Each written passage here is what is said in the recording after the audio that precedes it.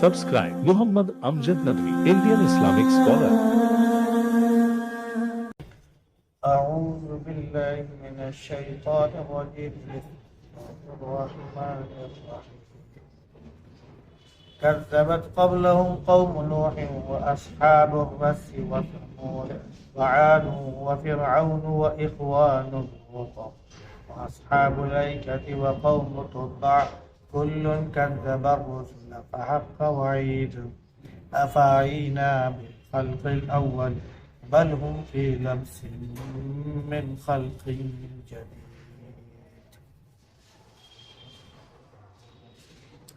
كذبت قبلهم قوم نوح واصحاب الرس وثمود.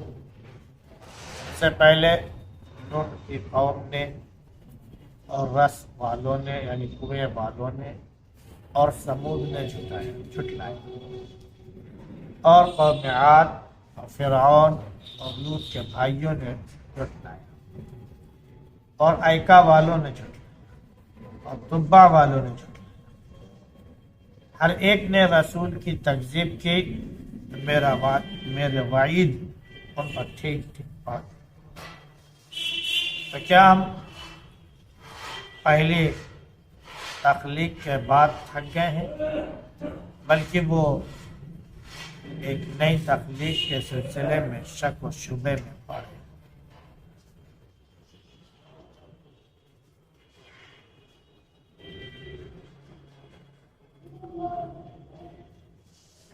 گزشتہ آیات میں اللہ کی قدرت اور اس کی تخلیق کا ذکر تھا کہ اللہ ہر چیز پیدا کرنے پر قادر ہے. زمین، آسمان، پیڑ پودے، سورج، چاند، دریا، پہاڑ، سمندر، نباتات، جمادات، تمام قسم کی جاندار مخلوقات، پہاڑ وغیرہ وغیرہ کائنات میں جو چیز وجود میں ہمیں دکھائی پڑ رہی ہے یا جو نظر آ رہی ہے جو نظر نہیں آ رہی ہے سب کا خالق. انہی میں سے اللہ نے یہ بھی فرمایا کہ ہم نے انسان کو جو ہے مٹی سے پیدا کیا، نطفے سے پیدا کیا اور ایک دن ایسا بھی آئے گا کہ ہم اس کو دوبارہ زندہ کریں گے. تو جب تخلیق کی بات رہی تو انسان نے اسے تسلیم کیا، لیکن جب دوبارہ بات پیدا کرنے کی آ گئی تو انسان نے اس کی تکذیب کر دی، جھٹلا دیا کہ نہیں یہ کیسے ہو سکتا ہے. جب ہم مٹی میں مل جائیں گے، سڑ جائیں گے، گل جائیں گے تو دوبارہ ہم کیسے پیدا ہو سکتے، یہ ناممکن ہے. تو اللہ نے مثال دی. پہلے آسمان کی مثال دی، زمین کی مثال دی اور پہاڑوں کی مثالیں دی وغیرہ وغیرہ. فرمایا کہ دیکھو میں نے ان کو عدم سے وجود بخشا، یہ میری قدرت ہے. اس کے بعد اللہ نے فرمایا کہ ذرا دیکھو ہم دوسری مثال دے رہے ہیں کہ بہت سی چیزیں جو آپ پیدا کرتے ہیں اگاتے ہیں. تو پہلے تو ہم نے بارش نازل کی، پھر بارش کے ذریعے مردہ زمین کو ہم نے زندہ کیا. جتنی بھی چیزیں جو زمین میں چلی گئی، سڑ گئی، گل گئی، ہم نے دوبارہ ان کو پیدا کر دیا. وہ تمہارے سامنے موجود ہے. اسی طرح نباتات کی شکل میں ہم تم کو بھی دوبارہ آخرت میں پیدا. یہ دلیلیں تھی.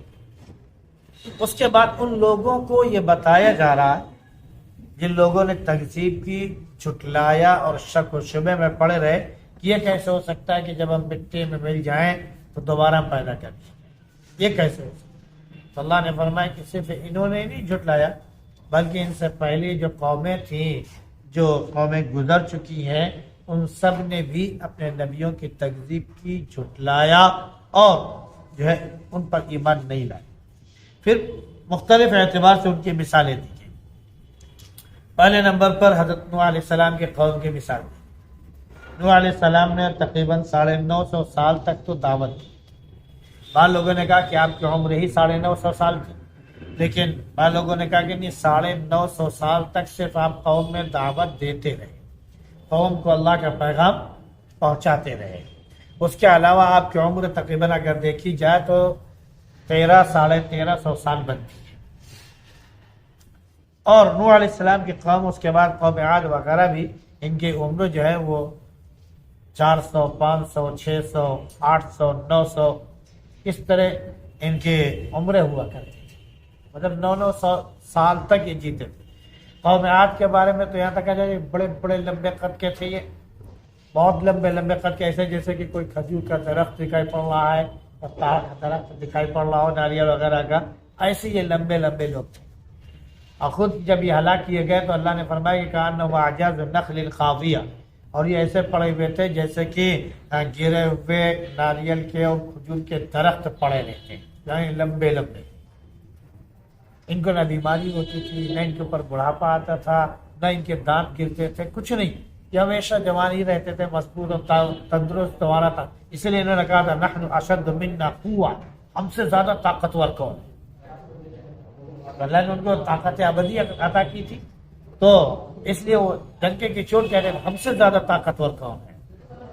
نحن اولو قوة اولو بأس شدید، تو سخت طاقتور، سخت قوت والے اور سخت جنگ کرنے والے لوگ ہیں۔ تو یہ اب ہر اعتبار سے اپنے پاور دکھایا کرتے تھے، لیکن اللہ نے فرمایا کہ قوم نوح علیہ السلام کی قوم نے ہلاک جھٹلا دیا، وہ اتنے سال تک رہے، اور رس والوں نے جھٹلا۔ رس کیا ہے؟ رس اصل میں کنویں کا نام ہے، رس جو ہے کنویں کا نام ہے۔ بعض لوگوں نے کہا کہ یہ اصحاب الاخدود جو ہے یہ وہی لوگ رس والے بھی کہلاتے ہیں، کیونکہ انہوں نے ایک مومن بچے کو قتل کرنے کے لیے گڑھا کھودا تھا، اور اس پر گڑھے کھود کے اس میں اس کو ڈالا تھا، پھر اس کے بعد جو ہے اس پر تیر چلائے تھے، اور اسی کے اشارے پر تب جا کر وہ اس بچے کو مار پائے، ورنہ پہاڑ پر سے چھوڑنے کے لیے گئے تو جو لوگ گئے تھے پہاڑ پر چھوڑنے کے لیے وہ سب کے سب مر گئے، بچہ واپس آ گیا۔ گئے اس کو دریا میں یا سمندر میں ڈبونے کے لیے، جو لوگ ڈبونے کے لیے گئے وہ سب مر گئے، بچہ واپس آ گیا، تو سب دنگ تھے۔ تو اس نے کہا کہ میرے مارنے کی ترکیب یہ ہے کہ تم لوگ جو ہے تمام لوگوں کو جمع کرو، وہاں پر ہم بتائیں گے ہم کو تم کیسے مار سکتے ہو۔ انہوں نے جمع کیا تو اس نے کہا کہ ہم کو فلاں جگہ باندھ دو اس طرح، اور اس کے بعد بسم اللہ رب الغلام کہہ کر جو ہے تیر چلاؤ، جب وہ تیر میرے لگے گا تو میں ہلاک ہو جاؤں گا، ورنہ میں ہلاک نہیں، باقی تم چاہے جتنی کوشش کرو۔ تو تیر انداز کو بھی دیا گیا کہ یہ جیسے کہہ رہا ویسے ہی کرو۔ تو جب انہوں نے ایسے تیر چلائے بغیر نام کے، بغیر وہ بتائے ہوئے جو اس نے کہا تھا، تو بچہ نہیں ہلاک ہوا، لیکن جیسے انہوں نے کہا بسم اللہ رب الغلام، جب تیر چلایا تو بچہ ہلاک ہو گیا۔ تو لوگوں نے کہا کہ بچہ بالکل صحیح ہے، سچا ہے، یہ علم والا تھا، اور یہ جس کے اوپر ایمان رکھتا اسی کے اوپر ہم لوگ بھی ایمان لے آئے، لہذا وہاں قوم کے قوم ایمان لے آئے۔ ایک بچے کے انتقال پر قوم کے قوم جو ہے لوگ گروہ در گروہ جو ایمان لانا شروع ہو گئے۔ تو یہ وہ لوگ ہیں جنہوں نے کھائی کھودی تھی، اس لیے ان کو اصحاب الرس کہا گیا۔ اور اخدود والوں کا بھی اسی سے ملتا جلتا ہے۔ پھر قوم سمود کا معاملہ یہ ہے کہ حضرت صالح علیہ السلام کے اس میں جو ہے ان کے قوم تھی یہ، لیکن انہوں نے انکار کر دیا۔ صالح علیہ السلام کو معجزہ کے طور پر اٹھنی ملی جو ان کا مطالبہ تھا۔ صالح علیہ السلام نے کہا کہ یہ اٹھنی دیکھو اللہ کے حکم سے پیدا ہوئی ہے، پہاڑ سے تمہارے مطالبے کے مطابق پیدا ہوئی ہے، اور آتے کے ساتھ ہی اس کے ایک بچہ ہوا ہے، اور یہ اللہ کی نشانی ہے، اسے ہلاک مت کرنا۔ اللہ نے ان کو اس کی وجہ سے ابتلا اور آزمائش میں ڈال دیا۔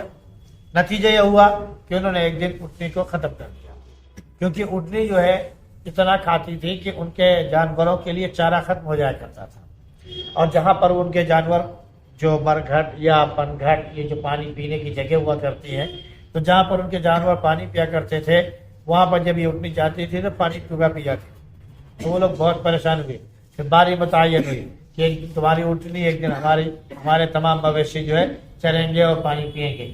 تو حکم ہوا کہ ٹھیک ہے اس سے ہوگا، لیکن اللہ کو آزمائش میں ڈالنا تو وہ آزمائش میں پڑھتے چلے گئے۔ نتیجے کے طور پر کچھ لوگوں نے جو اس کی کوچیں کاٹ دی اور وہ اٹھنی ہلاک ہو گئی۔ جب ہلاک ہو گئی تو اللہ نے قوم سمود کو بھی ہلاک کر دیا۔ اس طرح قوم عاد ہے، فرعون ہے، اور لوط علیہ السلام کے جو بھائی تھے، بندو تھے، یعنی ایک تو لوط علیہ السلام کی قوم تھی وہ ہلاک ہو گئی۔ پھر لوط علیہ السلام کے ساتھ جو لوگ ایمان لے آئے تھے، تو لوط علیہ السلام کے ساتھ جو لوگ ایمان لے آئے تھے تو وہ لوگ بچ گئے تھے، لیکن لوط علیہ السلام کے بعد بھی دھیرے دھیرے وہ لوگ بھی پھر کفر شرک میں پہنچتے چلے گئے، تو ان لوگوں نے بھی نبی کو جھٹلا دیا. اور پھر اس کے بعد فرمایا کہ اصحاب الایکہ، جنگل بن والوں نے بھی جھٹلایا. یہ جنگل والے کون ہیں؟ حضرت شعیب علیہ السلام جس قوم کی طرف بھیجے گئے تھے وہ مدین کہلاتے ہیں، مدین والے. وہاں پر ایک جنگل تھا، بڑا گھنا، بہت بڑا اور بڑا گھنا تھا، یا یوں کہہ لیجئے کہ مدین جنگلوں سے ہی گھرا ہوا تھا، اس لیے اس کو کہا گیا. یا یہ کہ مدین جو شہر تھا اس کے پاس ایک جنگل تھا، وہاں پر ایک بڑی آبادی رہتی تھی، تو وہاں پر جو لوگ رہتے تھے ان کو اصحاب الایکہ کہا گیا. بہرحال دونوں کے نبی حضرت شعیب علیہ السلام شعیب علیہ السلام نے ان کو دین کی تعلیم دی، اور ان کے اندر جو برائی پیدا ہو گئی تھی، ناپ تول میں کمی کرنا وغیرہ وغیرہ، اس سے انہوں نے روکا، لیکن انہیں مانے نہیں اور انہوں نے جھٹلا دیا. اسی طرح قوم اور ہے، قوم تبع. قوم تبع نے بھی جو ہے اپنے نبی کو جھٹلایا. یہاں حنظلہ بن صفوان علیہ السلام ایک نبی آئے تھے، انہوں نے دعوت دی لیکن لوگوں نے جھٹا دیا، انکار کر دیا.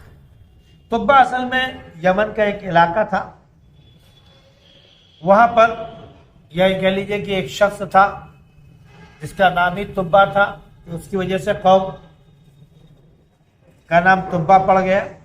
یا یہ کہ وہ ایک ایسا بادشاہ تھا جس نے ایک بڑے علاقے کو فتح کیا اور اس کے تابع دار جو ہے بہت بڑی تعداد میں موجود تھے، اس لیے تابع کی جمع تبع استعمال کیا گیا. ایک بڑی فرما بردار اور بڑے اطاعت کرنے والے لوگوں میں کا ایک شخص سردار تھا، اس لیے اس قوم کو قوم تبع کہا گیا. تو یہ سب کے سب جو ہے انہوں نے نبیوں کو جھٹلایا، تو اللہ نے فرمایا کہ ان سب نے رسول کو جھٹلایا، تو میرا جو وعدہ تھا، یعنی جو نبی کو جھٹلائے گا، بات نہیں مانے گا، اس کے اوپر میرا عذاب آئے گا، یہ میری وعید ہے، میری دھمکی ہے. تو میری دھمکی، میری وعید بالکل سچ ہو گئی، لہذا ان کے اوپر عذاب آ گیا. اب اللہ رب العزت نے فرمایا کہ یہ لوگ کہتے ہیں کہ یہ ناممکن ہے کہ ہم دوبارہ پیدا کیے جائیں. اب ذرا غور کرو کہ جب ہم نے آسمان، زمین، دیگر تمام مخلوقات ہم نے پہلی بار پیدا کی تو ہم اس وقت نہیں تھکی، اس وقت ہم بے بس نہیں ہوئے. تو کیا جو چیز ہم وجود میں لا چکے ہیں، پیدا کر چکے ہیں، اس کو دوبارہ پیدا کرنا کوئی مشکل کام ہو؟ بھائی موبائل وجود میں نہیں تھا، اس کو وجود میں لانا ایک مشکل کام تھا. اب یہ موبائل بار بار بگڑے، بار بار خراب ہو، بار بار بنے گا، کیونکہ اب بننے کے بعد دوبارہ بنانا یہ تو بہت آسان ہو گیا. سائیکل وجود میں نہیں تھی، پہلی مرتبہ لانا وجود میں آسان بہت مشکل تھا، جب وجود میں آ گئی اب اس کو بار بار ریپیئر کرانا، جہاں چلے جاؤ، چھوٹے چھوٹے دکاندار بیٹھے ہوئے اس کے ریپیئر کر دیتے. تو جو چیز وجود میں آ چکی ہے اس کو دوبارہ پیدا کرنا کوئی مشکل کام نہیں ہے. لوہا انسان کے بس میں نہیں تھا پیدا کرنا کہ اس کو پیدا کر سکے، لیکن اللہ رب العزت نے انسان کو قدرت دی اور اس نے لوہے کو جو جمع کیا، اسے لاکھوں کروڑوں قسم کی چیزوں سے پیدا کی. آج وہی چیز خراب ہو جائے پھر جا کے لوہے کو گلا دیتے ہیں، جو جی چاہتا بنا دیتے. تو ایک مرتبہ پیدا کرنے کے بعد دوبارہ پیدا کرنا یہ کوئی مشکل کام نہیں. تو اللہ نے افعین بالخلق الاول، کیا ان لوگوں نے یہ سوچ رکھا ہے کہ ہم نے پہلی بار پیدا کر دیا تو ہم تھک گئے، اب دوبارہ ہم پیدا نہیں کر سکتے؟ یہ سب شک اور شبے میں پڑیں گے. جب دوبارہ ان کو پیدا کیا جائے گا اس سلسلے میں شک و شبے میں پڑے ہوئے، اور جب ان کے سامنے معاملہ آئے گا تب ان کی سمجھ میں آ جائے گا. بس اللہ رب العزت ہم سب کو بس جیسے اس نے حکم دیا ہے ویسے ہی اپنی ذات پر ایمان کی توفیق نصیب فرمائے. سبحان اللہ بحمدہ، سبحانک اللہم وبحمدک، ونشہد ان لا الہ الا انت، نستغفرک ونتوب الیک.